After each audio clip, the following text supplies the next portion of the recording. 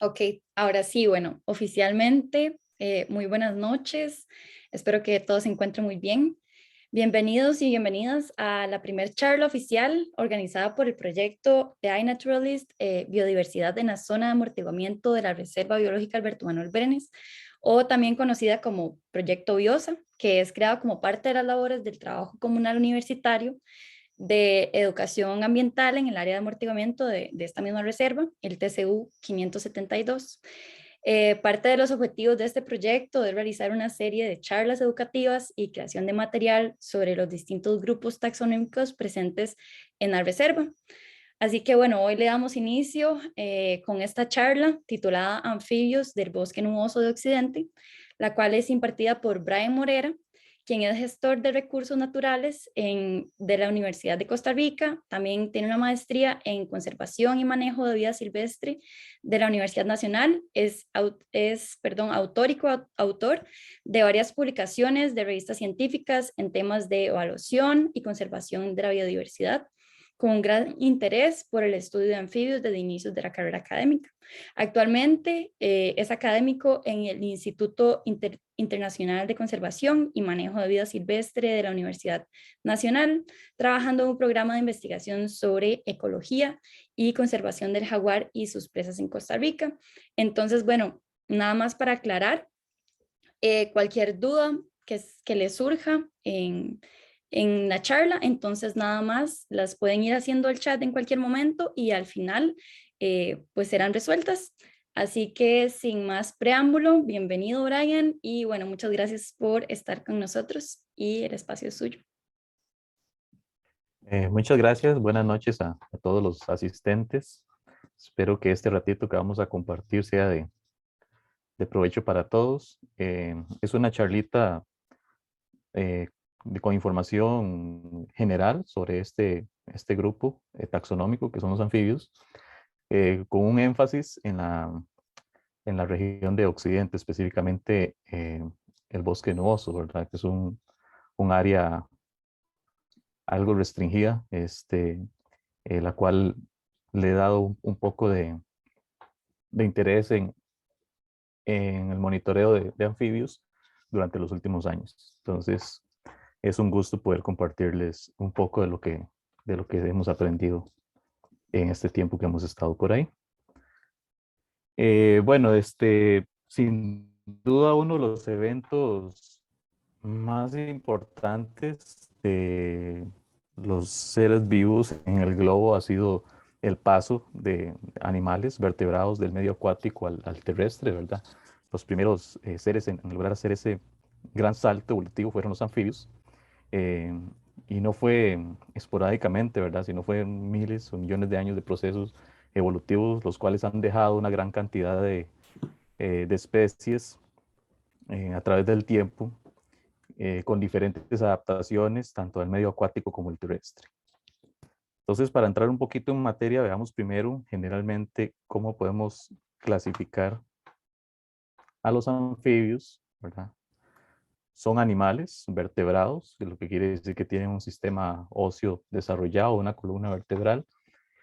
Son ectotermos, eso quiere decir que no son capaces de regular su temperatura corporal como si lo hacen las aves o los mamíferos, ¿verdad?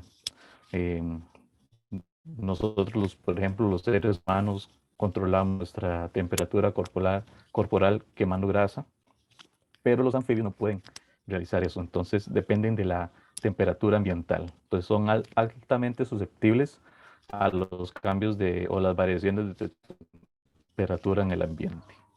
Tienen una piel desnuda, lo que quiere decir que no tienen, carecen de pelos como los mamíferos o plumas o escamas como los reptiles, ¿verdad? Entonces, también esta característica los vuelve sumamente susceptibles a las condiciones ambientales, ya que se encuentran más desprotegidos a fenómenos del medio.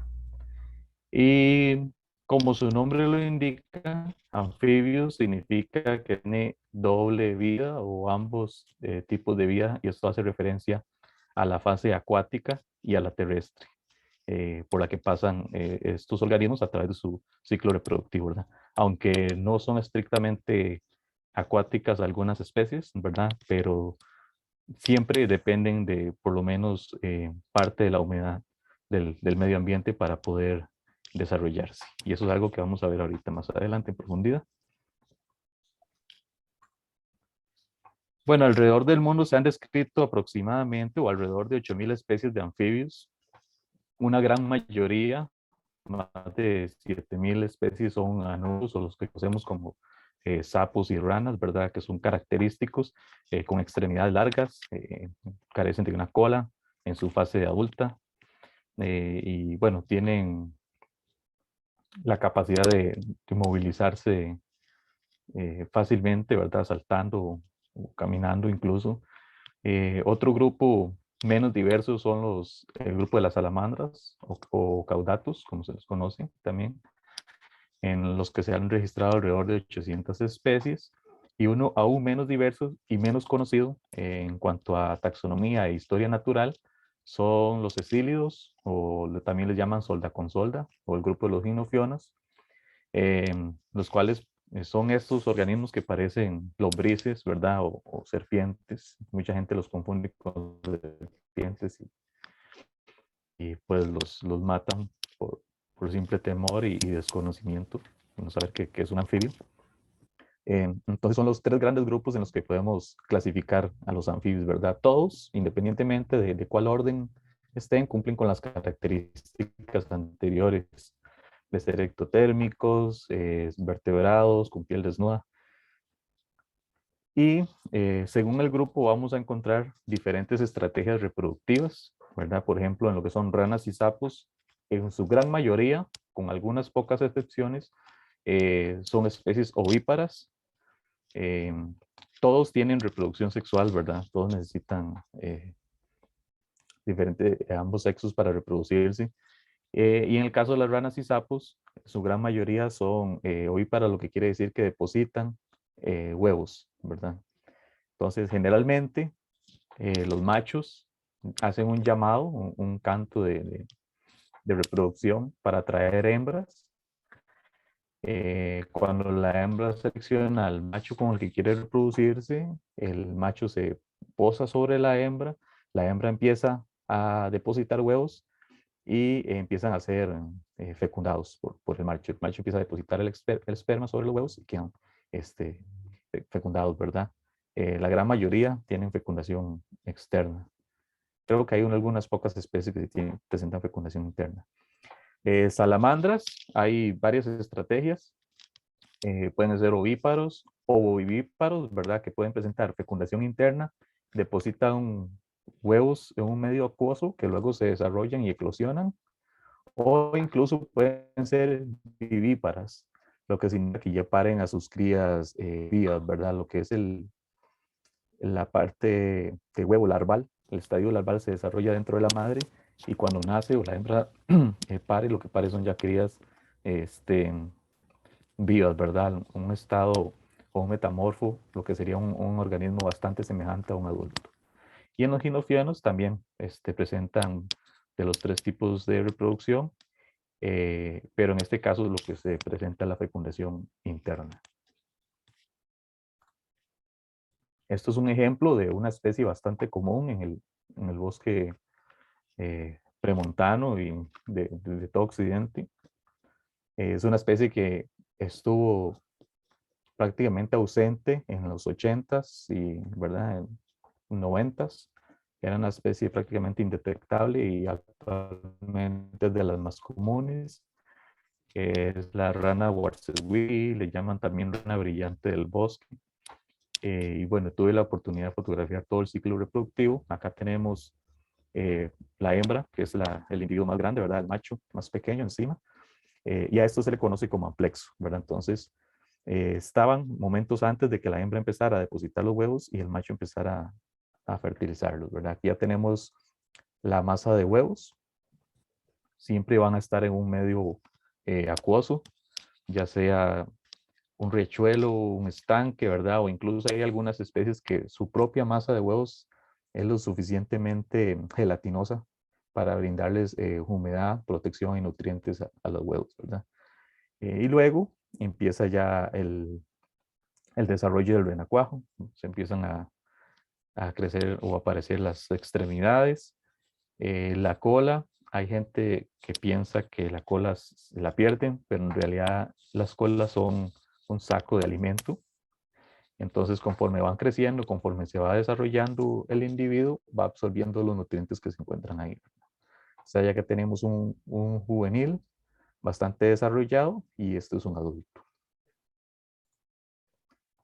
Estos son algunos otros ejemplos. Esta masa de huevos que se ve en la hoja es de una rana de vidrio, una rana de cristal. Ahora más adelante se las voy a presentar. Es otra estrategia, ¿verdad? Entonces, en este caso, la especie no deposita la masa de huevos sobre el agua como tal, eh, sino que la gelatina, como les decía, tiene la suficiente cantidad de nutrientes y humedad necesaria para mantener la masa de los renacuajos, la masa de huevos, hasta que estén listos para saltar al medio acuático, ¿verdad? Donde ya cada eh, el renacuajo se va a valer por sí mismo. Siempre estas puestas van a estar sobre cuerpos de agua, en dirección a cuerpos de agua, ya sean estanques o ríos, según la especie. Eh, pero es necesario que después de ciertos días de desarrollo ellos puedan acceder a un cuerpo de agua para continuar su ciclo. Acá tenemos un cecílido que tiene, como les comenté, un tipo de fecundación interna y esta hembra ya es ovovivípara, ¿verdad? Entonces, esos huevos se fecundaron al interno de la hembra y la hembra luego los puso para que continúen su ciclo o su estadio de crecimiento. Y una salamandra, igual, que presenta, esta salamandra no es de Costa Rica, la puse de ejemplo porque es muy difícil obtener fotos de este tipo en salamandras. Es una salamandra de Estados Unidos y Canadá. Y aquí lo que vemos es también ya una hembra grávida, ¿verdad? Con sus huevos ya fecundados que están siendo depositados en cuerpo de agua. Los anfibios, como tal, igual que cualquier otro grupo taxonómico, tienen un rol ecológico entre los ecosistemas, ¿verdad? Eh, Son indicadores de la calidad ambiental, ya que por sus características fisiológicas son altamente susceptibles a los cambios que se den en el ambiente, ¿verdad? Variaciones en la temperatura, en la calidad del agua, eh, son también altamente susceptibles a la radiación ultravioleta, por ejemplo. Entonces, todas esas características fisiológicas hacen que sean sumamente susceptibles a cambios en el ambiente y nosotros podemos utilizarlos como indicadores de la calidad ambiental, ¿verdad? Algunas especies son mejor adaptadas a disturbios, eh, como el ejemplo de esta ranita de cristal, y Ylinotrachium fleischmanni. Es una rana de vidrio muy común de encontrar en cuerpos de agua en zonas urbanas. En San Ramón, por ejemplo, en la quebrada Estero, ¿verdad? Que es un riachuelo, una quebrada que, bueno, una quebrada grande que cruza prácticamente todo San Ramón. La zona urbana, esta especie es bastante común encontrar ahí, donde vamos a encontrar un poco de vegetación sobre el cauce del río, ahí podemos escuchar a esta rana cantando. Y por el contrario, hay otras especies que son muy dependientes de ciertas condiciones, ¿verdad? O de cierta calidad del hábitat, como lo es esta otra rana de vidrio que se llama Cocranella granulosa, que la vamos a encontrar prácticamente en zonas boscosas, ¿verdad? Bosques primarios o secundarios con un avanzado estado de regeneración. Igual sobre los cuerpos de agua, en fustes o en árboles bastante altos, ¿verdad? Van a cantar casi siempre en la parte más alta del bosque. También son parte de la cadena trófica, ¿verdad? Son presas. Esto es un registro que recientemente publicamos. Esto es una rana común de lluvia, un Craugastor crassidigitus, siendo depredado por una marmosa o un zorricí. Esto fue en la Reserva Biológica Alberto Manuel Brenes. Y no había registro de esta interacción, ¿verdad? Entonces fue una publicación que sacamos hace poco. Y así como son alimento para depredadores más grandes, también son depredadores de otros organismos más pequeños que incluso pueden llegar a ser problemáticos, ¿verdad? O pueden llegar a ser incluso problemas para la salud humana, como son los mosquitos. Entonces, los anfibios muchas veces en su estado larval se alimentan de larvas de mosquitos, por ejemplo, zancudos, que son los que transmiten dengue, chikungunya, zika, ¿verdad? Entonces son buenos controladores también de plagas. Y en fase adultas pueden controlar también insectos que afectan gran parte de los cultivos que tenemos. Entonces cumplen un rol bastante importante dentro de los ecosistemas. A nivel global, la distribución de las especies no es uniforme, ¿verdad? Hay ciertas áreas en las que vamos a encontrar más especies. Para el caso de América en específico, y luego vamos a ir haciendo una aproximación más local hasta llegar a lo que es el bosque nuboso de Occidente, pero podemos ver que vamos a encontrar mayor número de especies conforme nos acerquemos al Ecuador, ¿verdad? Entonces, en esta gráfica, eso es lo que se representa. Número de especies, acá tenemos la latitud, y entre más cerca del paralelo cero, ¿verdad? Que es el Ecuador, vamos a encontrar un mayor número de especies. Y en el mapa también lo podemos ver. Acá tenemos hotspots o sitios de muy alta riqueza de especies. Y el más alto o el más rojo, ¿verdad? Donde hay mayor número de especies es el Ecuador. Si ponemos atención a esta zona, aunque es muy pequeño, pero Costa Rica es un punto rojo de diversidad de especies de anfibios, ¿verdad? Tenemos una gran cantidad de especies presentes en esta región. Y posiblemente se deba a que Costa Rica es un puente entre las dos masas terrestres, ¿verdad? O continentales, que son América del Norte y América del Sur. Y acá, sí. Permiso, vieras que es que se pegó la presentación un poco, entonces no aparece como el mapa. Ah, sí, vamos a ver. Ahí está apareciendo de poquitos. Ajá, ahora sí. Ahora sí. Sí, sí. Ok, Gracias. gracias. Entonces, como les decía, acá en la zona del Ecuador tenemos el área con mayor riqueza de especies, ¿verdad? Pero en Costa Rica también tenemos un punto de alta biodiversidad de anfibios, ¿verdad? Entonces, eh, es un grupo importante, no solo para la conservación de anfibios en general, sino de toda la biodiversidad de la región. A nivel de Costa Rica también vamos a encontrar variaciones. No vamos a tener el mismo número de especies o las mismas especies en todo el país, ¿verdad? A pesar de ser un área muy, muy pequeña, vamos a encontrar grandes variaciones. Tenemos registradas alrededor de 215 especies de anfibios. eh, y vamos a encontrar los sitios con mayor riquezas en las faldas o en los piedemontes de la vertiente Caribe, ¿verdad? Lo que es la zona de Guayacán y Veragua son los sitios con mayor número de especies. De hecho, Veragua es el sitio con mayor número de especies de América. Eh, Sin embargo, en otras zonas cercanas, por ejemplo en Pacuari, que es una zona mucho más baja, la riqueza de especies no es tan alta, ¿verdad? Entonces, según las características geográficas que tengamos, así se va también a conformar la diversidad o la riqueza de especies que tengamos. En la zona sur del país, ¿verdad? En lo que es la península de Osa, considerado el sitio más biodiverso por unidad de área a nivel mundial, incluso ahí en ese lugar no tenemos tanta riqueza de especies como en el Caribe, ¿verdad?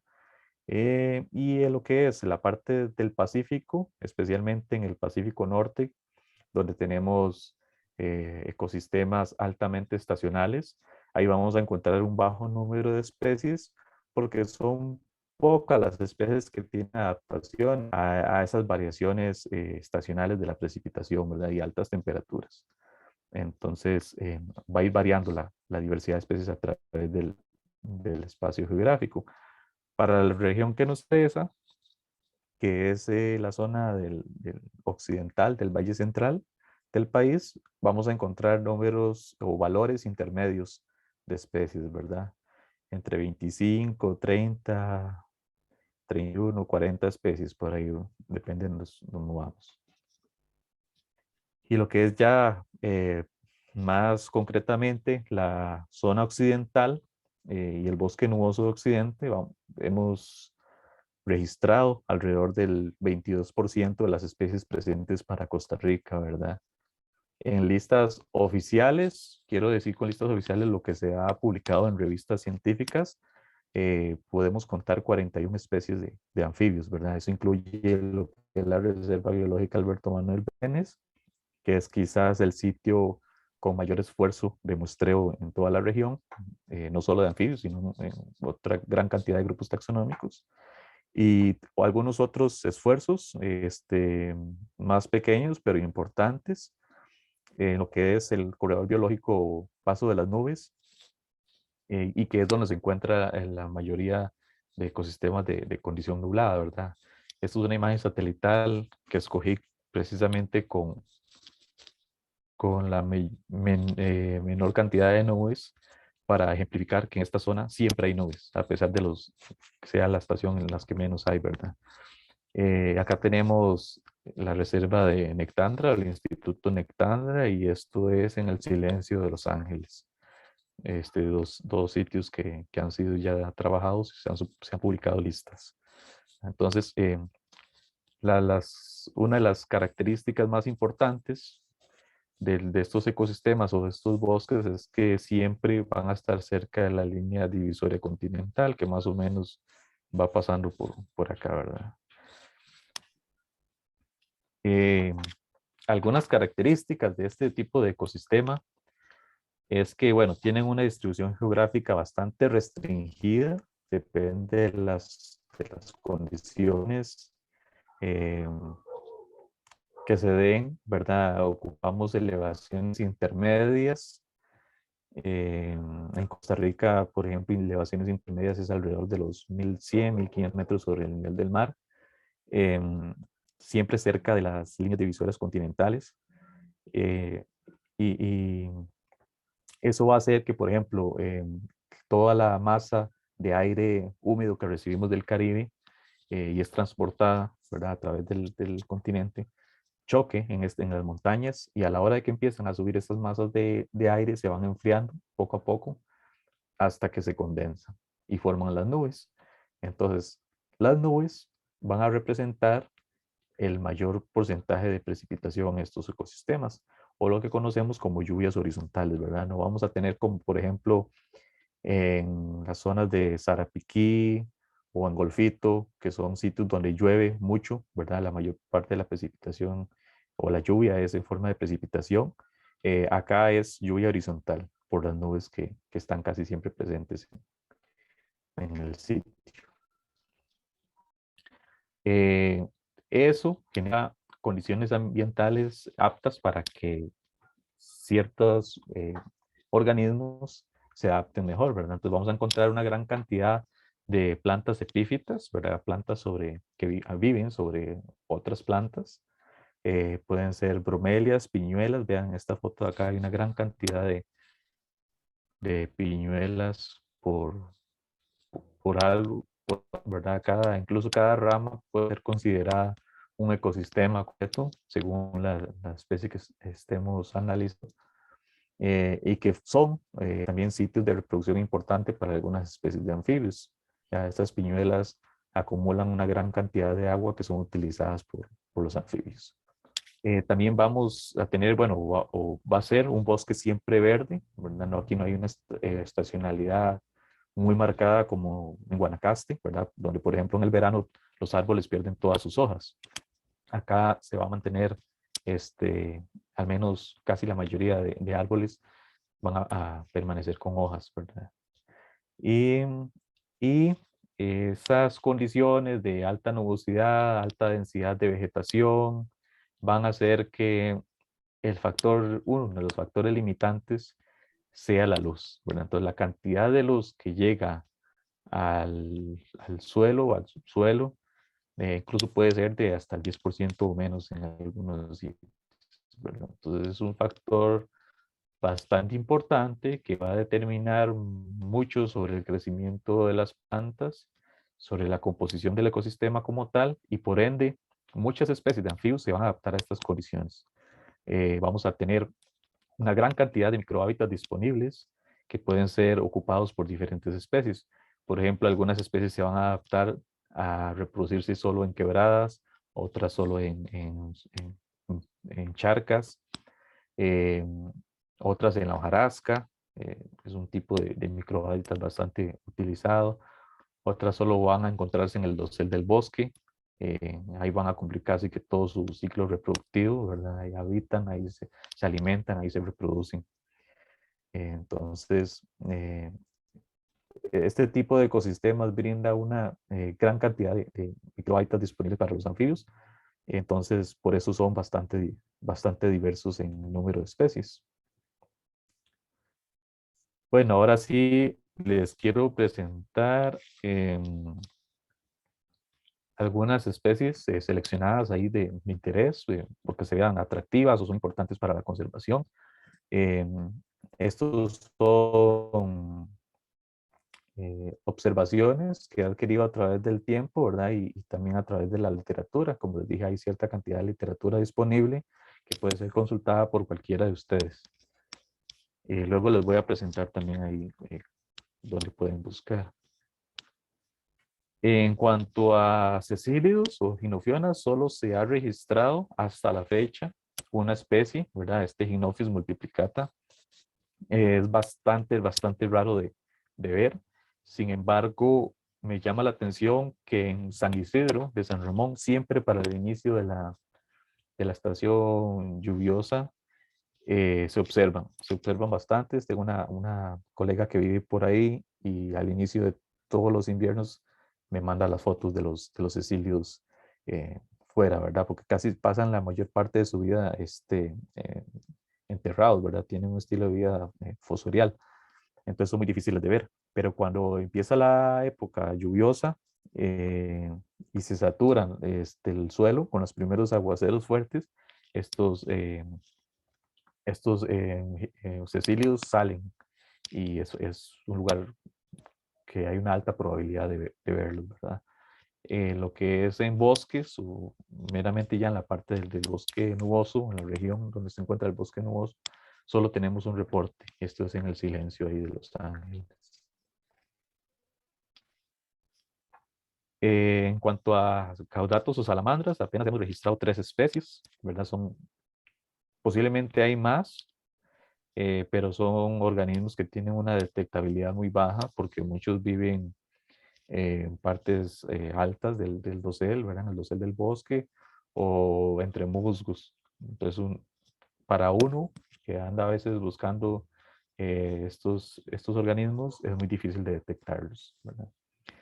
Una de esas especies es el Notrotitum gamesi, es una especie endémica de Costa Rica, es endémica para la región de Monteverde y el bosque nuboso de Occidente, ¿verdad? La hemos registrado en la Reserva Biológica Alberto Manuel Brenes, se ha registrado en la Reserva del Instituto Nectandra y en la Reserva del Hotel Villa Blanca. Son los 3 sitios donde tenemos el registro de esta especie. Es bastante rara de ver. Yo solo la he observado 2 veces, 2 individuos. Bolituglosa alvaradoy. Esto es un registro para la Reserva Biológica Alberto Manuel Brenes.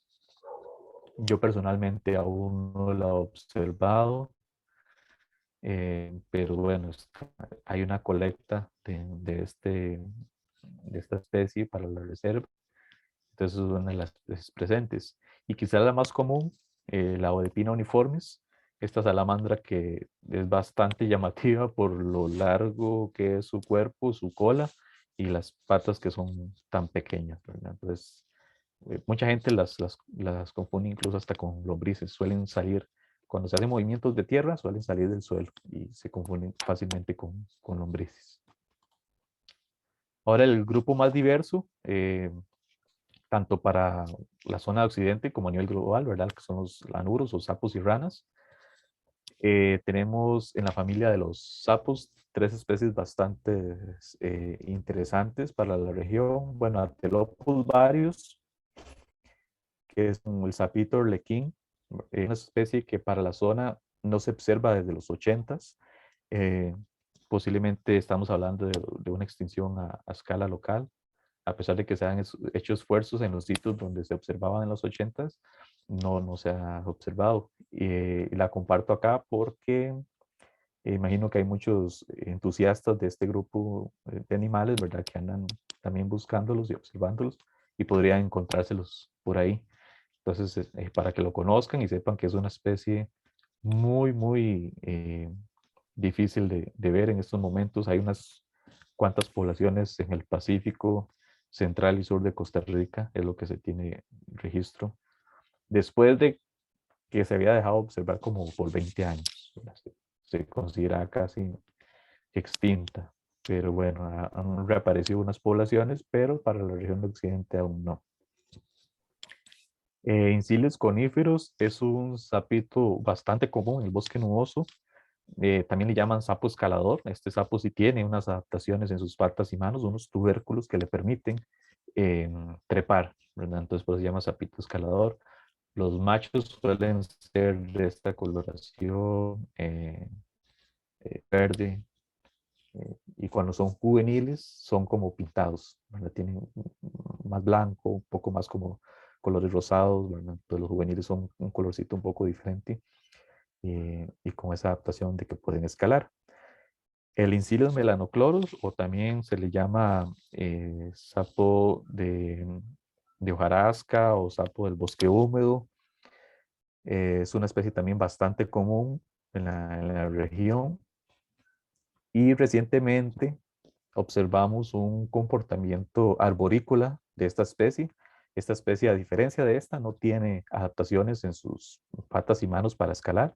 Sin embargo, observamos un juvenil sobre la vegetación, ¿verdad? Eh, lo asociamos, como se ha asociado con otras especies en otros sitios, a ambientes perturbados. Cuando se abren áreas pastizales, ¿verdad? Generalmente escasean los sitios o los refugios. Entonces, para una adaptación, para tratar de mantenerse seguros, puede ser trepar a la vegetación, ¿verdad? O sea, estar un poco más altos. Ya que en el suelo, pues, no va a haber hojarascas, no van a haber troncos, casi no van a haber rocas. Entonces, se ha observado ese tipo de comportamientos en sitios alterados, y recientemente también observamos ese comportamiento en esta especie. Por ahí hay una nota publicada también al respecto. Las ranas de cristal son una familia de anurus bastante llamativa porque, bueno, tienen una distribución geográfica restringida, solo se encuentran en el neotrópico, y tienen la característica de que sus ojos están más posicionados hacia adelante, ¿verdad? Entonces, por eso el nombre de la familia es Centrolénide, porque sus ojos van más hacia el centro. En cambio, en otras familias, los ojos están más hacia los lados. También tienen la característica de tener una piel bastante transparente, lo que permite ver gran parte de sus órganos, ¿verdad? Incluso el corazón, intestinos, cuando estas se ven por debajo, casi siempre. De las especies más llamativas y comunes, tal vez de la zona, Espadarrana prosolepo, creo que es la más común. Este es un macho. Podemos saber que es un macho porque tiene una espina humeral, o, ¿verdad?, una protuberancia acá, que solo los machos la poseen para combatir con otros machos, ¿verdad? Combatir por territorios, los sitios de reproducción.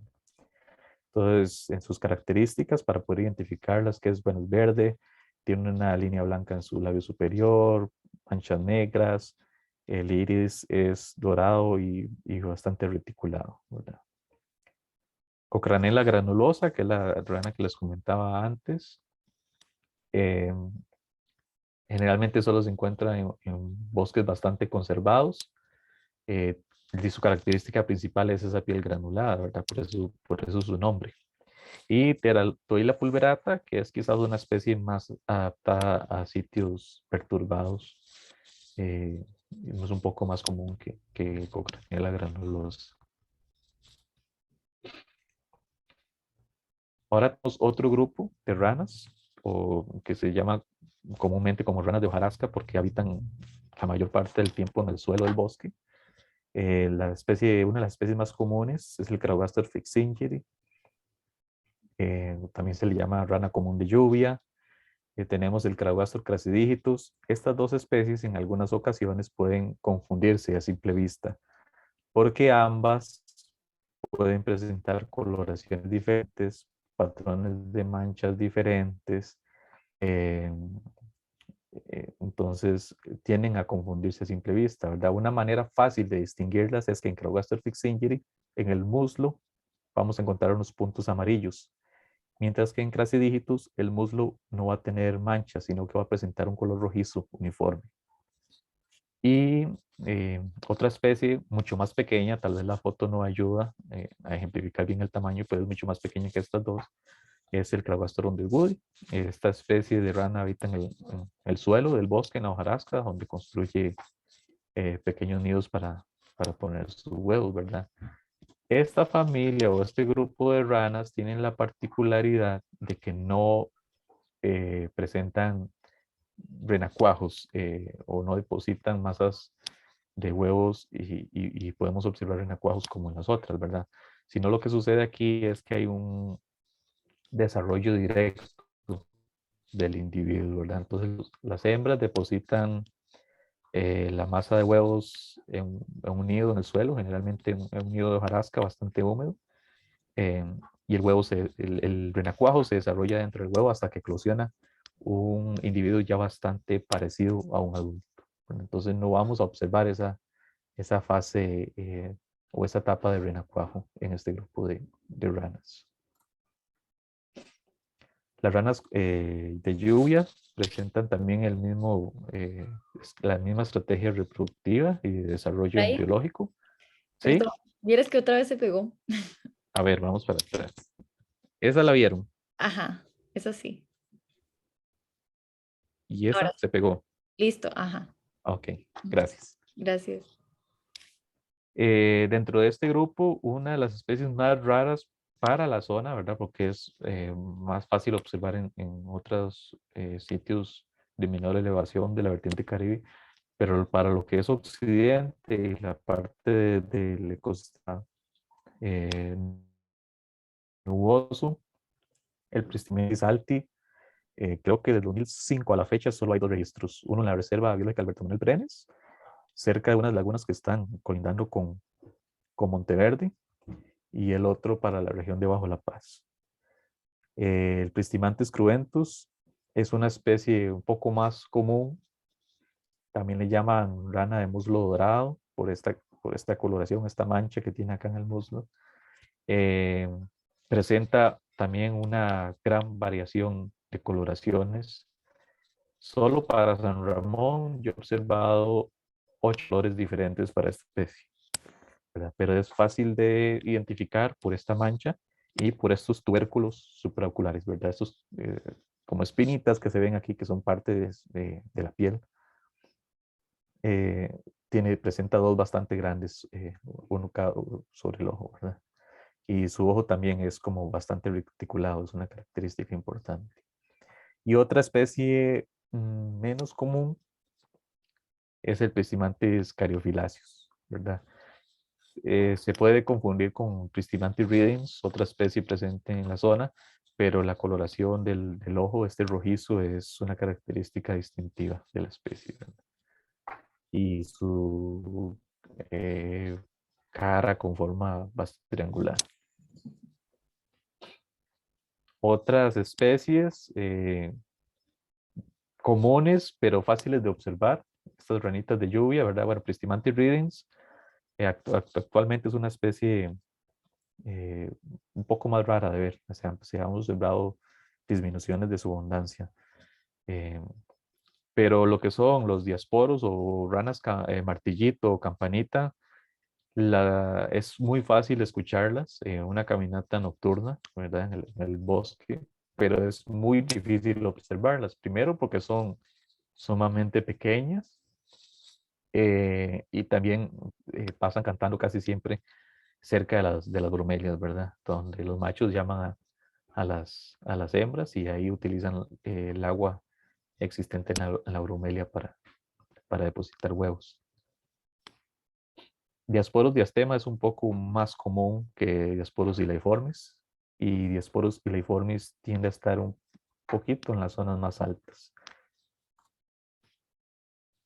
Las ranas arborícolas es quizá de los grupos o de las ranas más llamativas, ¿verdad? Por sus diferentes coloraciones, porque son más grandes.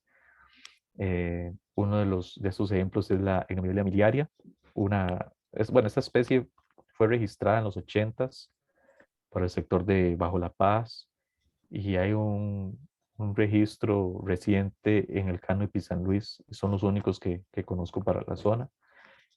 Vive prácticamente toda su vida sobre el dosel del bosque, utiliza árboles huecos para reproducirse, ¿verdad? Para depositar sus huevos. Y algo muy interesante es que tienen estas membranas interdigitales bastante grandes, y se considera que esa característica les permite hasta cierto punto planear cuando saltan de una rama a otra. Dendrosophos ebracatus, o también le llaman rana payaso, es bastante común en pastizales, pero siempre cerca de las zonas boscosas, ¿verdad? Como en los bordes de los bosques, donde hay pastizales y estanques de agua, ahí es fácil observar esta especie. Se reproducen, pone sus masas de huevos, esas masas gelatinosas que adhieren al pasto que está sobre una charca. Y Synax elaicrous también es una especie eh, que es, digamos, común, pero difícil de detectar por su coloración, su patrón de manchas. Le gusta estar siempre cerca de cuerpos de aguas, en bromelias o cerca de las bromelias. Entonces también le llaman rana verde oliva. Es una especie común de la zona. También tenemos a la rana de ojos rojos de quebradas, ¿verdad? Que no es la famosa rana calzonuda. Esta es otra especie con una distribución geográfica más restringida, y es bastante abundante en la zona de occidente. Eh, Presenta una coloración del ojo bastante rojiza. Esta mancha blanca debajo de los ojos es distintiva para esta especie, y en realidad sabemos muy poco sobre la reproducción en general de esta especie y otros hábitos que tiene. Esmindisca fayota o rana enmascarada es una especie también bastante común. He escuchado que en las zonas rurales les llaman alma de vaca porque canta bastante fuerte, asemejando el sonido de una vaca o un ternero. Entonces cuentan los señores que antes escuchaban esto, ¿verdad? En los potreros tal vez, y sonaba como una vaca y no veían nada. Entonces decían que era el alma de una vaca que había muerto por ahí. Y otra especie bastante pintada con la máscara, que es la Esmelisca manisorum, pero es un poco menos frecuente de observar, eh, y no presenta características así como de coloración muy llamativas. Y quizás estas dos, para mí en general, son más atractivas eh, visualmente y por su comportamiento, ¿verdad? Incluso pueden ser especies que podrían ser utilizadas como especies bandera para estrategias de conservación en la zona. La Galignis calidia, o rana de ojos rojos arborícola, o rana calzonuda, es una especie que presenta variación en su coloración según la distribución geográfica. Esta es la coloración típica del Caribe y la que tenemos en la zona del bosque nuboso de Occidente, ¿verdad? Por ejemplo, lo que es en la Reserva Biológica Alberto Manuel Brenes, el Silencio de Los Ángeles, y en Bajo La Paz recientemente, esta es la coloración que vamos a encontrar. Esta rana y otras especies bastante emparentadas presentan una característica, o es una modificación en su cadera, lo que les permite caminar, ¿verdad? Lo que está haciendo ahí esa rana es como caminando, que a diferencia de otras especies que casi solo pueden saltar. Las líneas, estas líneas blancas En los costados son patrones únicos de manchas para cada individuo, ¿verdad? Entonces, podríamos utilizar este patrón para identificar incluso a nivel de individuos en esta especie. Otra, antes se pensaba que estaban los morfos, ¿verdad? Los diferentes tipos de coloración estaban muy distanciados geográficamente, que estas solo se encontraban en el Caribe y que lo que era Pacífico Central, Sur y recientemente registros en el Pacífico Norte era coloración anaranjada. Sin embargo, en San Ramón sucede algo interesante, que es que tenemos en menos de 5 kilómetros lineales de distancia los dos morfos, el anaranjado y el de Caribe, que es el azul, ¿verdad? Entonces, es un tema, hay colegas trabajando en eso, tratando de esclarecer qué es lo que sucede, si verdaderamente son especies diferentes o qué es lo que está pasando con esta especie. Hola, Brian. Y Ismael, ¿sí? Buenas noches a todos. Buenas noches. Hola, hola. ¿Cómo están? Bien. Una preguntita. Esta rana calzonuda, ¿qué se diferencia el macho de la hembra? El tamaño. Podemos El tamaño. diferenciarlas por, sí, las hembras son mucho más grandes que los machos. Ok, ok. La otra que vi detrás, la de ojos rojos, la verde de ojos rojos. Ajá. Esa sí, hemos tenido la dicha que está aquí cerquita de mi casa, una quebradita. Ujú. Y sí le hemos observado tamaño un poquillo. El- Se le gusta estarse como entre las cataraticas, parece, así, pegando las cataratas, donde le esté cayendo los chorrillos de agua encima.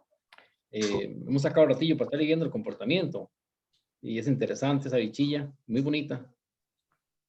Correcto, sí, la Dulmanodila rufiócolis siempre va a estar asociada a cuerpos de agua en movimiento, ¿verdad? Quebradas, riachuelos o, ¿verdad? Cuerpos de agua en movimiento, mientras que esta calzonuda va a estar más asociada a estanques, ¿verdad? En algún momento tuvimos la oportunidad de andar por ahí buscando ranas y hace poco tuvimos el primer registro de estas ahí en Bajo La Paz, en un estanque, en un potrero, ¿verdad? Detrás de una casa, entonces se le asocia con estanques, Bien, gracias. pura vida. Y otra especie,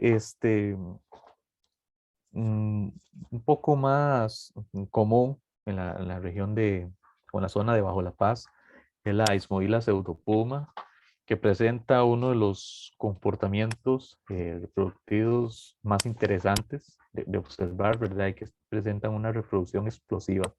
Con las primeras lluvias salen eh, todos los individuos a reproducirse de manera simultánea, ¿verdad? Entonces, esta foto, de hecho, es de don Ignacio Arias, ahí en la región de Bajo La Paz. Eso ocurre en estanques, en potreros, ¿verdad? Con cierta profundidad de agua, cerca de o en el borde de los bosques, eh, se da este fenómeno, ¿verdad? Entonces, las ranas, los individuos están ahí en el bosque y cuando llegan las primeras lluvias, salen de manera explosiva a reproducirse todo en estas charcas, ¿verdad? Entonces, es algo muy interesante, sin embargo, a pesar de que es una especie abundante en estos momentos, eh, este tipo de comportamientos podría generar eh, disminuciones rápidas en las poblaciones, ¿verdad? Porque, por ejemplo, si durante un año hay un periodo bastante seco y se seca rápidamente este estanque, toda la población todas las masas de huevos que se depositaron ese año se van a perder. Entonces eso va a representar a largo plazo un declive poblacional bastante importante. Algo similar es lo que ocurría con el sapo dorado de Monteverde, ¿verdad? Que era una especie que prácticamente era indetectable en gran parte del año, pero con las primeras lluvias salían a reproducirse de manera explosiva. Y durante los 80s, a finales de los 80s, que hubieron periodos bastante secos, muchos de las masas de huevos se perdían por desecación, ¿verdad? Entonces, eso afectó bastante el tamaño poblacional. Entonces, no siempre el hecho de que observemos una gran cantidad de individuos reproduciéndose eso significa una estabilidad poblacional de la especie. Entonces, esto es algo que creo que hay que enfatizar y ojalá empezar a darle seguimiento a largo plazo al estado poblacional de esta especie. Oigan, Sí, disculpe que me meta ahí tanto. tranquilo. Verás que esa otra, esa sí la hemos estado viendo, esa la cerdopuma. Y entre las costillas, las cosas que nos han comentado también algunas personas que conocen tamaño y poquillo, el peligro está también en que disminuya la cantidad de hembras. Entonces, porque hemos visto que tal vez hay 5 o hasta 10 machos encima de las hembras y hasta que las matan. Si ahí va viendo menos, si ha ido disminuyendo la cantidad de hembras, la cantidad de machos van a ser más y más se le van a ir sobre ellas y hasta que las apachurran, como dicen, ¿verdad?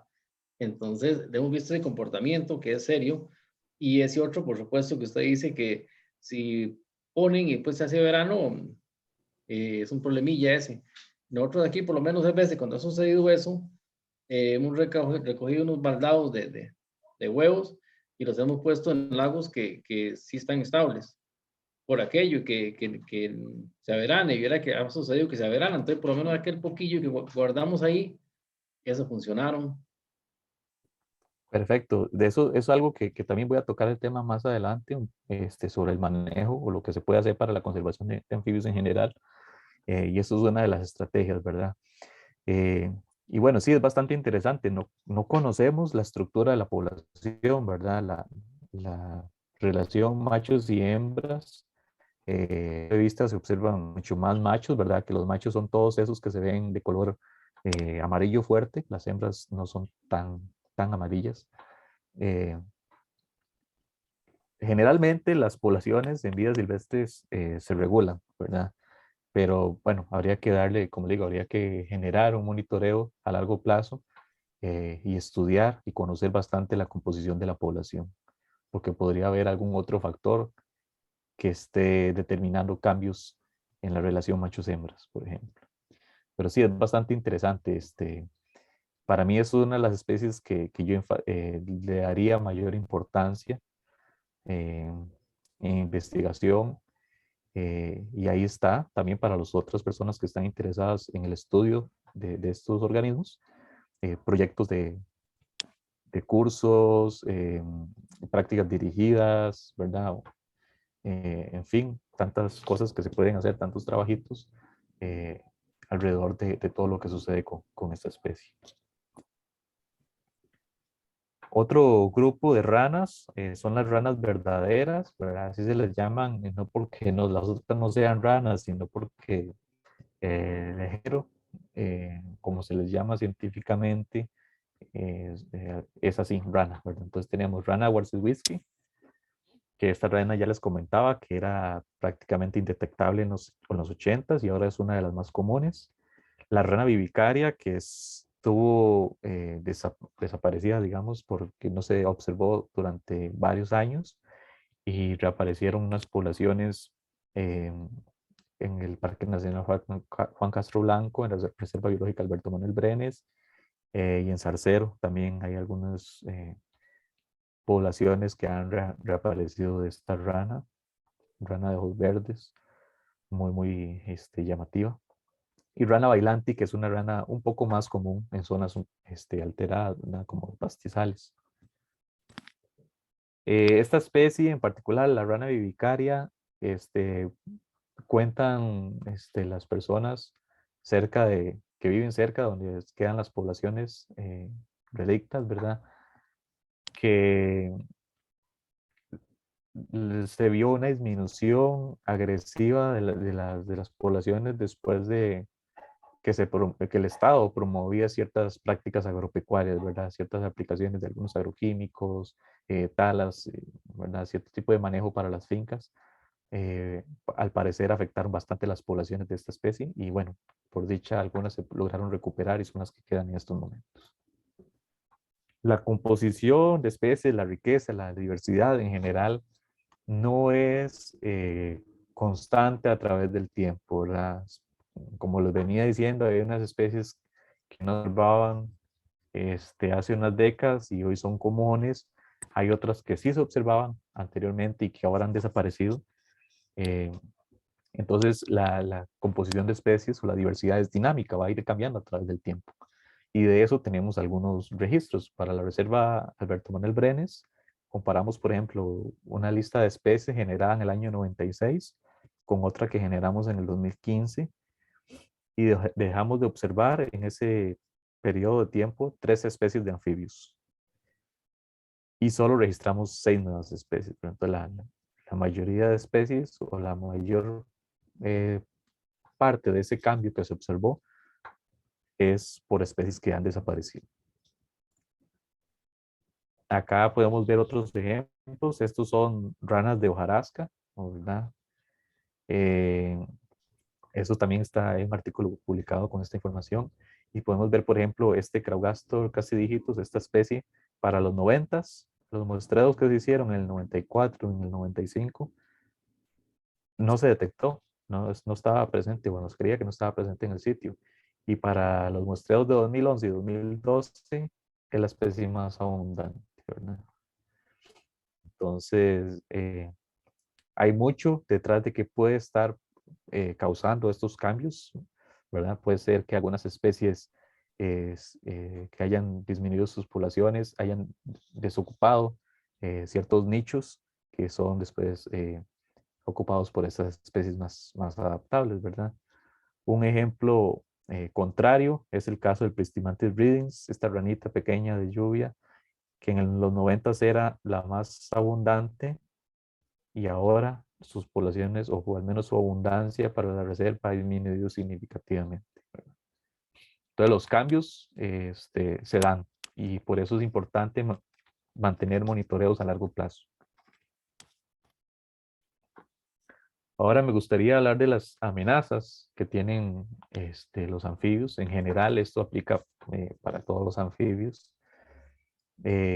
Y quiero recomendarles esta lectura, la pueden encontrar ahí en internet, este artículo publicado este año de un colega, Juan Abarca, que es sobre los peligros, amenazas y estrategias efectivas para la conservación de anfibios, ¿verdad? Entonces, él plantea acá, también como han planteado otra gran cantidad de autores, que las principales amenazas para los anfibios, para las poblaciones, son la modificación del hábitat, la introducción de especies exóticas, la aparición de nuevas enfermedades, la contaminación, el cambio climático y el comercio en general, ilegal de fauna silvestre, ¿verdad? Entonces vamos a ir detallando un poquito más cada uno. Esto sucede en San Ramón, ¿verdad? Esto es en áreas silvestres protegidas. La modificación del hábitat es quizás la principal causa de la pérdida de la biodiversidad a nivel global. La expansión de la frontera agrícola sigue avanzando, ¿verdad? Y algunas otras actividades que antes no eran quizás tan comunes y que ahora sí empiezan a darse a lo interno de las áreas silvestres protegidas y pueden representar en daños bastante importantes según la especie, ¿verdad? Estos en San Ramón, estos son de los compañeros del SINAC de San Ramón y podemos observar gente que andaban en estos vehículos motorizados, quizá destruyendo un hábitat importante, ¿verdad? En San Ramón no tenemos de momento una especie así como en peligro crítico de extinción, ¿verdad? Que tenga un hábitat que necesite ser conservado urgentemente. Pero esto mismo sucede, por ejemplo, en el volcán Barba, donde hay una especie de sapo endémica, el sapo de Holdridge. Solo ahí vive. A nivel global solo se encuentra ahí. Una de sus poblaciones está muy cerca del camino de acceso, ¿verdad? Y se da esto, se da la entrada de cuadriciclos, motocicletas, carros que andan en rallies y perturbando el hábitat, ¿verdad? Esos sapitos, por ejemplo, solo se reproducen en el suelo, habita el suelo y pasa gran parte del tiempo enterrado. Entonces, para las pocas poblaciones que quedan, esta actividad es una amenaza bastante importante. La introducción de especies exóticas, principalmente lo que son trucha y tilapia, ¿verdad? Algunos sitios donde se introducen estas especies tienen un buen manejo en estanques artificiales, cercados, ¿verdad? Que no se liberan ni huevos ni individuos a cuerpos de agua naturales, pero algunas otras veces no, el manejo no es el adecuado y estas especies introducidas por lo general van a alimentarse de renacuajos, ¿verdad? Entonces las poblaciones de los anfibios pueden verse reducidas por la introducción de estas especies. La aparición de enfermedades infecciosas, ¿verdad? O enfermedades emergentes. Quizás de la que más hemos escuchado es la quitridiomicosis, una enfermedad causada por algunas especies de hongos, en este caso Batacochidrium dendrobatidis y Salamandriburans, que lo que hacen es causar paros cardíacos en los individuos, ¿verdad? Ya que causa un desequilibrio en la absorción de sales eh, en el individuo, ¿verdad? Porque al tener piel desnuda los anfibios pueden respirar y hacer intercambio de líquidos a través de su piel. Y cuando tenemos este hongo en la piel de los anfibios en grandes cantidades, cuando la infección es bastante grande, entonces va a causar que que el individuo pueda morir de un paro cardíaco, ¿verdad? Es una especie de hongo que su espora es flagelada, ¿verdad? Puede moverse en medios acuosos, ¿verdad? Este es un ejemplo gráfico, es como, por decir, un espermatozoide. Entonces, en medios acuosos puede movilizarse, lo que le va a dar una mayor ventaja para poder infectar nuevos individuos, ¿verdad? Entonces, esto es como el ciclo, ¿verdad? El hongo proviene de animales infectados. Se cree que el hongo apareció primero en África y después el hongo fue transportado eh, a otras partes del globo. Se aloja en la capa superficial de la piel. Ahí se crea un esporangio, ¿verdad? Que es el órgano reproductor del hongo, por así decirlo. Y las zoosporas van a infectar otras partes. Entonces, es bastante complejo todo el ciclo reproductivo de este hongo y el efecto que causa sobre los individuos, a tal punto que muchas de las poblaciones de anfibios han disminuido casi al borde de la extinción, ¿verdad? No se puede atribuir solo a la presencia del hongo, muchas veces hay efectos combinados, ¿verdad? Que ahorita vamos a hablar de eso. Pero, por ejemplo, el efecto del cambio climático, el calentamiento global en específico, el aumento de las temperaturas hace que este hongo sea más mortífero, ¿verdad? Entonces, son efectos sinérgicos, son efectos combinados que vuelven mucho más complejo el asunto. Alguna de las recomendaciones es evitar transportar e introducir ranas en nuevos lugares, eh, ¿verdad? Entonces, por ejemplo, lo que están haciendo los compañeros allá en Bajo la Paz está bien, pero hay que tener mucho cuidado de cómo se hace y hacia dónde se hace, porque podemos estar transportando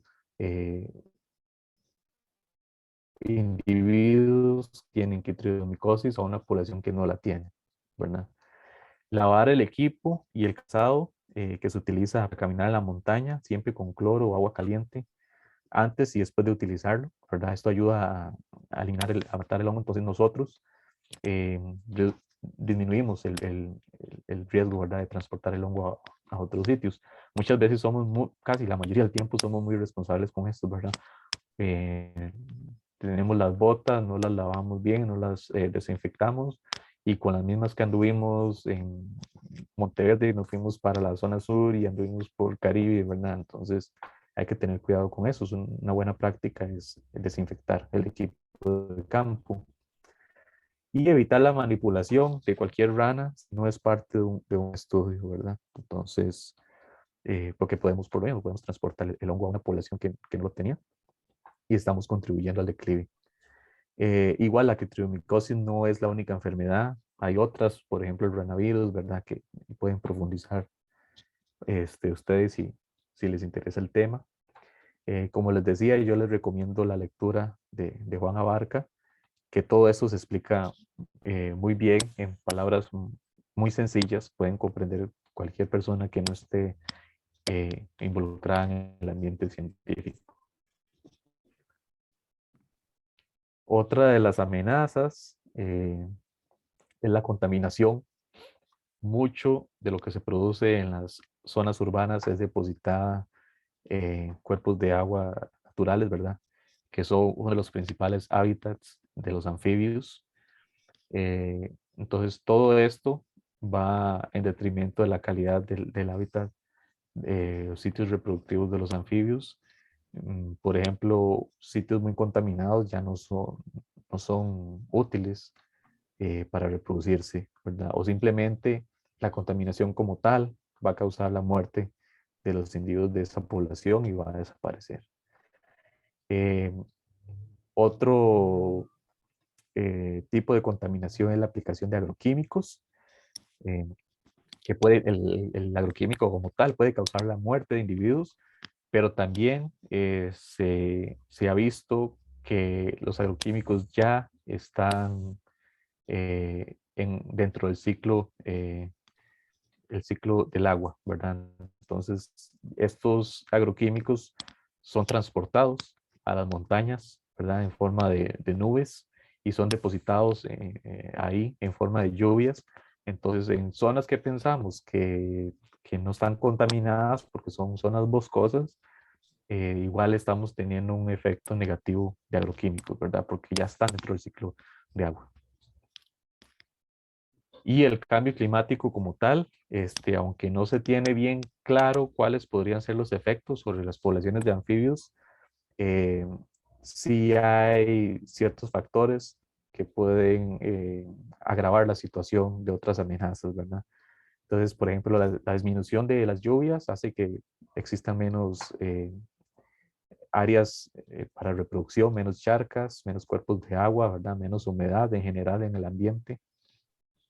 El aumento de los periodos secos, como les comentaba, que cada vez es más común tener veranos más largos o que después de las primeras lluvias salen todos los individuos a reproducirse, emocionados porque ya llegaron las lluvias y de un pronto a otro un periodo de un mes seco. Entonces todas esas puestas se van a perder. Una menor formación de nubes en las áreas montañosas. Este ejemplo es de Guanacaste, de los bosques nubosos de Guanacaste, aunque no creamos en Guanacaste hay zonas de bosque nuboso, en la cordillera, en las partes altas de los volcanes, y se puede observar cómo ha disminuido la cantidad de nubes, ¿verdad? Desde el 85 era prácticamente imposible observar eh, la, la punta de los volcanes, muy rara vez se podían observar, y esto es una foto de 2015, ¿verdad? Prácticamente sin nubes.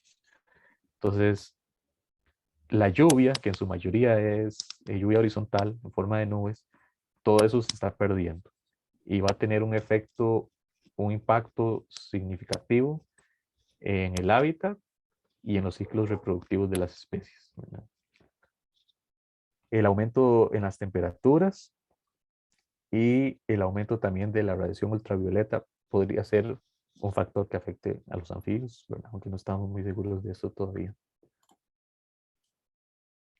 Y aquí algunas estrategias para proteger a los anfibios de la extinción, ¿verdad? Entonces estas son las amenazas que les venía comentando. Solo me falta hablar un poco del comercio, pero bueno, esto es algo muy, muy complejo que podríamos dejar para otra charla tal vez. Y existen, según varios autores, algunos pilares para mantener o evitar que las poblaciones de anfibios se extingan, ¿verdad? Una de esas es la protección de tierras. Creo que esta ha sido como el estandarte en conservación en Costa Rica, ¿verdad? La creación de áreas silvestres protegidas que pueden funcionar como refugios climáticos, ¿verdad? Para muchas especies. La reducción en el uso de agroquímicos. Eh, Aquí estamos hablando ya de una estrategia que pueden aplicar productores, ¿verdad? Si son conscientes de la problemática y quieren ayudar, pero también esto es parte de las políticas que deben desarrollarse y en la que deben estar metidos los conservacionistas, ¿verdad? No todo es trabajo de campo, ver cómo están las poblaciones, si están aumentando o si están disminuyendo. Como biólogos somos muy buenos registrando extinciones, ¿verdad? Y no nos gusta meternos a trabajar con gente y es parte importante de la conservación. Promover políticas que ayuden verdaderamente a evitar que estas poblaciones desaparezcan. La educación ambiental, eh, hay mucha gente que por desconocimiento simplemente eh, están causando algún daño, ¿verdad?, a las poblaciones. Entonces la educación siempre es importante y no es simplemente brindar información, sino eh, generarle a la comunidad o a la persona que está siendo educada herramientas que puedan aplicar, ¿verdad?, en el sitio donde viven. Y bueno, lo que estamos haciendo ahorita es parte de, ¿verdad?, informar. La restauración de hábitats acuáticos, recuperar cuerpos de aguas, ya sean quebradas, estanques naturales, que posiblemente muchos se han secado por el mismo efecto del cambio climático, y quizás pueden ser dragados o se pueden limpiar si están muy contaminados, ¿verdad? Entonces, toda esa restauración es importante para muchas de las poblaciones que ahí se reproducen. Y otra estrategia es la creación de hábitats artificiales que pueden ser utilizados para que alguna población con un número de individuos reducido pueda mantenerse a través del tiempo y incluso pueda aumentar, ¿verdad? Entonces, esto se ha trabajado, por ejemplo, en la zona de Siquirres, hay un proyecto de creación de hábitats artificiales que ha resultado ser muy exitoso. Hay varias poblaciones de especies de anfibios que estaban críticamente amenazadas, se están recuperando en estos ambientes artificiales. Y la remoción de especies invasivas, ¿verdad? O invasoras. Eh, si tenemos muchas veces un estanquecito de trucha o tilapia cerca de un cuerpo de agua, que ya ni siquiera se utiliza casi, tiene unos cuantos individuos, pero los huevos de esos están yendo a quebradas y están alimentándose de renacuajos. Entonces, erradicar, ¿verdad? Eso de ahí. O si en caso de que se tenga, pues tenerlo en condiciones muy controladas. Pero estos son los pilares o las estrategias en las que podríamos trabajar para conservar las poblaciones de anfibios. Un poco de la literatura que ustedes pueden encontrar específicamente para lo que es la región de San Ramón, el bosque nuboso. Por ahí se ha publicado, por ejemplo, esta guía fotográfica para que se ayuden con la identificación. Tienen fotos que presentan la mayoría de características distintivas y con su respectivo nombre. Y algunos, literatura científica, ¿verdad? Nuevos registros de especies, comportamientos extraños, listas de especies. Esto pueden buscarlo en internet. Ponen anfibios San Ramón, anfibios Bosque Nuboso Occidente, y les va a aparecer eh, bastante la literatura que está disponible. Y si no, pueden contactarme, ¿verdad? Aquí les dejo el contacto, mi número de teléfono, por si tienen dudas con alguna especie y necesitan ayuda para identificarla, pueden mandarme una foto o pueden escribirme un correo. Eh, entonces siempre es disponible para colaborar en lo que se pueda. Y de mi parte eso sería, les agradezco muchísimo el espacio, espero que haya sido de provecho y no sé si hay preguntas por ahí. Buenísimo, demasiadas gracias. Creo que fue súper completo y, y bastante ameno. Sí, si tienen preguntas, pueden ponerlas en el chat o pueden preguntar directamente por medio del audio. Nada más para recordarles que, bueno, esta grabación y vamos a seguir subiendo todas las charlas y demás en el canal de YouTube y también tenemos todas las publicaciones de siguientes charlas y de infografías y materiales también con respecto a anfibios y a otros grupos taxonómicos que vamos a tocar después. Van a estar en el Facebook del TCU 572, por si quieren buscarlo. Y bueno, Allen levantó la mano, entonces puede preguntar. Bueno, Brian, no sé si ahí me escuchan. Sí, fuerte y claro. Pura vida, pura vida. Bueno, buenas noches ahí, primero que todo. Brian, tengo una consulta respecto a Ismoil Atica. No sé si la han reportado o han escuchado de poblaciones ahí en la parte de San Ramón.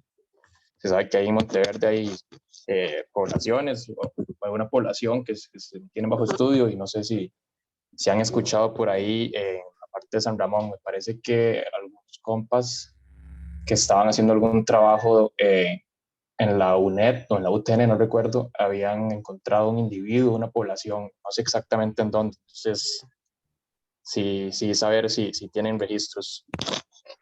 Sí, bueno, San Ramón tiene la característica de ser un cantón muy grande, ¿verdad? Y abarca una gran cantidad de ecosistemas diferentes. Yo me enfoqué ahorita en las partes más altas del cantón, con bosques de condición nublada, pero en zonas más bajas, hacia la parte del Atlántico, vertiente Caribe, sí se ha registrado. Un colega, Gerson Santamaría, él es de la UTN, está haciendo su tesis con esta especie. Podrían contactar a él si quieren saber más sobre esta especie. En las partes donde yo he trabajado, bosques nubosos no, de momento no lo hemos registrado.